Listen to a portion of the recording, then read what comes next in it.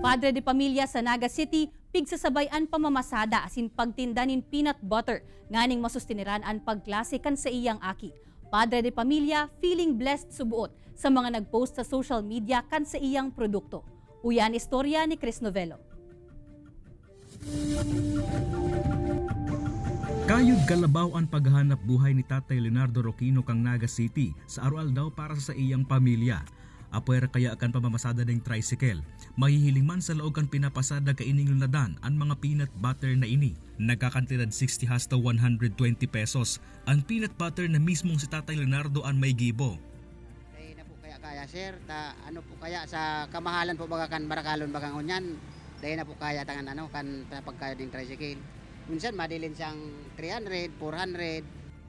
Inisubuot ang naisipan niyang diskarte, nga ni makadagdag sa pangtuso sa paglasikan sa iyang tulong aki, urog na kan panahonin pandemya, kung sa limitado ang sa indang pagbiyahe. Para sa aki kaining si Leia, na matatampadan ang mga sakripisyo na ginigibo kan sa indang padre de pamilya. Grabe po ang sakripisyo niya mo, lalo na ang pandemic. Pag tapos na po kami magtuturo lang, may balik mo po sa sakripisyo.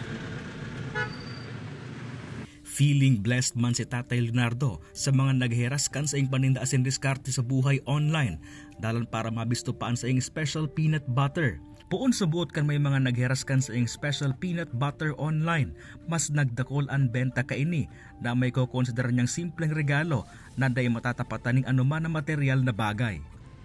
Sa nag-post po kayo niyo, dakula ko pong papasalamat. Natabangan po ako, daw magkaparapano. Nagdagdag po siya income ko. Di ako nagbabakal sa iya. Yun yung pinakamasiram na peanut butter na nanamitan ko digdi sa Naga.